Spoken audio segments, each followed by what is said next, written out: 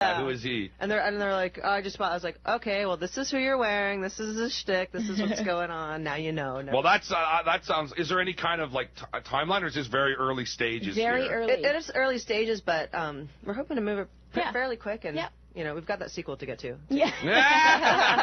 They're working the sequel already, folks.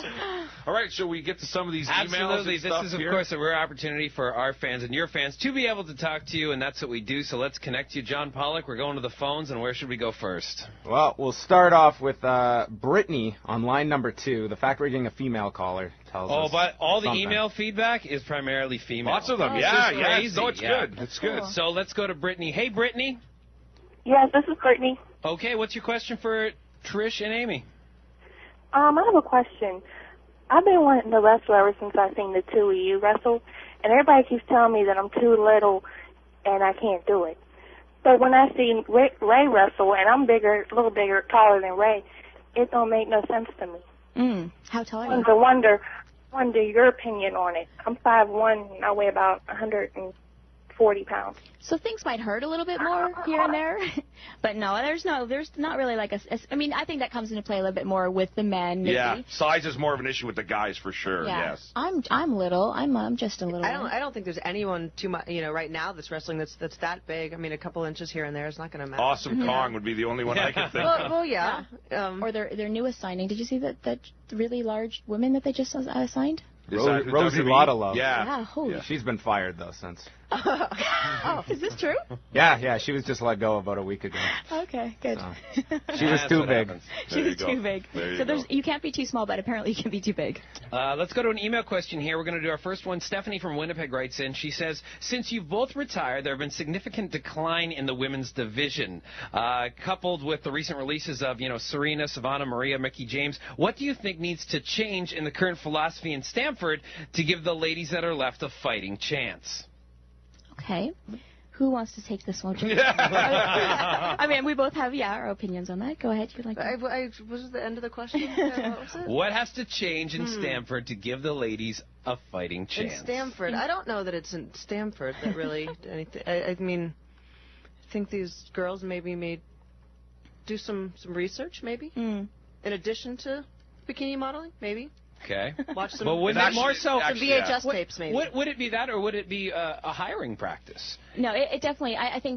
I think any woman, like, I feel like there should be a screening process of some sort that, like, I know looks is one thing for sure, but there definitely has to be just more, everyone has come from a solid wrestling background, period. Like, there's just no question to that one, unless your role is to do something else. And I just think it's just a direction of, like, the writing right now. I think it's, or the producing, I guess you can say, but back in the day, there was defined, like, separate roles for everyone. Everyone had their own personality, unique, everyone was really a unique character on the show, which is obviously what the guys have, and the girls now are just a mishmash of girls, right? So whether it's the talent's job or if it's the writer's job to give them these things, but I mean, so many times they say, well, the writers don't give us stuff, but sometimes you're just given, like, well, that's your 5 minutes, go make it yours. So it's up to you and your partner to make it yours, and whatever it is to make it stand out in some way. That's the thing. We were just talking because the passing of Luna Vachon this week. That was an example right there of someone who made it her own. Like Luna Vachon stood out from any other female wrestler I've ever seen my entire life. She stood out from everybody. Well, look at someone like Daphne. Like, I mean, did she do like her? Does anyone remember her match? Wrestling, maybe, but when she did that screaming thing, right? She did something that made her stand out. Right. You remembered her, and she had a shtick that you could remember, right? She's still in TNA, or she disappeared. They gave her the boot, I think. They gave her the boot? Yeah. I think too, she like was you were screaming talking and kicking about on the way out. I heard. Like you're talking about too, even just the hiring process. I think something that is really missed, as opposed to having developmental territories where you're kind of stuck in basically a WWE farmed indie league, which isn't really replicating, being out there doing dark matches and getting the feel for what it's going to be like when the camera's on. Is that Funkin' Dojo, I mean, that brought a lot of talent out, and even running some bikini models or whatever through just a basic boot camp to go, who's got it, who wants to step up, who has 2 left feet and is breaking the nail and complaining, you know what I mean, like, never mind, and just see who wants it. And the thing is, it's such a great opportunity there, and for people just don't take advantage of it, and everyone always looking for, it's the writer's fault or this or this is the circumstances. It's like, man, Step if you're up. there, like, Step up. take it, Yeah, man. step Take up. it. You find a lot of times, like, the girls, it seems like, I don't know, lately it seems like a lot of them are focusing on where wrestling can lead them rather than, like, God, you're Wrestling, there. I'm here. Like, That's right. That's the moment, right? So they're like, using it for something else. yeah. And so maybe it's just a matter of, like, figuring out their passions and stuff. But, like, I mean, you're at the top. You're where you need to be if that's what you want to be. And if not, then you need to just go. I mean, I think, too, with women, it's like, sure, there's the wrestling itself, which is awesome and fun, but as a woman in that company, it can potentially be as little or large of a role as your character develops, where it goes. There's just so many elements that you can't have from any other job besides the WWE, and whether wrestling is your passion or not, it should be a prerequisite to know some history. Okay, you cannot be faulted for being hired as a bikini model. Okay, right. So that's fine. Go do your homework. Figure out who you work for, and take some pride and some passion in what you're doing. And if you want to be an interviewer, be the best interviewer you can be, and research. Know the roster. Know who. You know what I mean? Just do some homework. You know? That's a very good example of that, I think, is someone like Maurice, who, although is not great in the ring, she was a bikini model. She was on the Conventioneers at one time and was made fun of.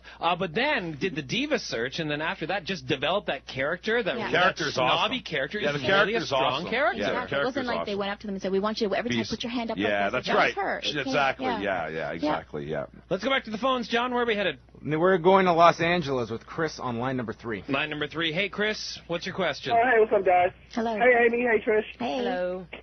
Hey, what's up?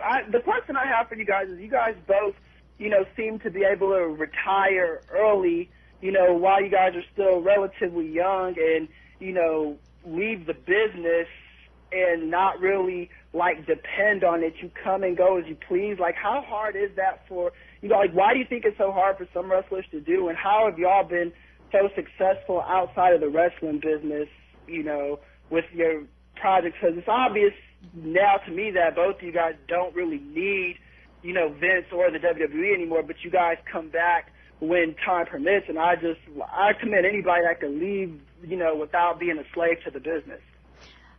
I personally think it's about pursuing something afterwards that you're passionate about, and I mean, both of us have managed to turn our passions into career opportunities and jobs and business opportunities, and so I think it comes down even to the way we approach being a wrestler. When you're passionate about it and you love it, you don't mind being on the road for 300 days of the year, or that your neck always hurts you. You kind of just love doing it, so you put everything into it. And I guess it's just about those choices, or we're just really lucky. Or awesome. One or the other, or awesome. That could be it too, probably. Yeah. I would say too. As far as when you're wrestling full time and you're there, you have to put 100% into it. You're not going to be successful if you don't. And I think for me, and I think for you too, it's just I felt as though I'd done everything there was to do in the WWE. I loved it. It was an awesome time. I had a million great experiences I couldn't do with any other job. But life's too short. I don't have to leave wrestling behind. It can still be a part of my life and my passion and what's on my brain. But I can't if I'm already putting 100% of my energy into that, then it leaves 0 for anything else. Yeah. And I don't know. I'd rather kind of just see what else is out there. I already know what is there, and just experience life. Well, one of the things that you did do when you did leave that I want to talk about, because I'm a music junkie, is the band, the Luchagors. Fill us in on what's going on with the band and what's happening. You're giving away trivia answers. They're not smart enough to be paying attention. Last week, I wrote questions that were all in about the news, the beginning of the show. Each guy got every one wrong. We didn't give any prizes. And it was all stuff that was in the news. Tips right now. Pay attention. Yeah, that's you will right. be tested, literally. Very true. You will anyway, be tested. I don't care if I'm giving away trivia. I want to know about the band. What's going on? Well, I was in bands before I wrestled, and music was always in my life. And then when I started watching wrestling, I kind of looked at it. I was like, man, it's like being a rock star. It is very similar. Athlete very similar. In one job. Yeah. I was already, an athlete growing up and everything. So, that's how I veered in that direction. People say, oh, now you're doing or what got you into punk rock, or what got you? I'm like, no, I was into it just already. Was, and I took a detour. Yeah, it was just so. It was a really natural thing for me to do, and it was definitely one thing. I'd only been in little project bands and here and there, and with the band, it was one of those things. I don't want to ever know what if I had taken this path. What have I know what happens when I took that wrestling path. I want to know what happens when I take the rock and roll path. Yeah. I want to be we call the van our pirate ship. Awesome.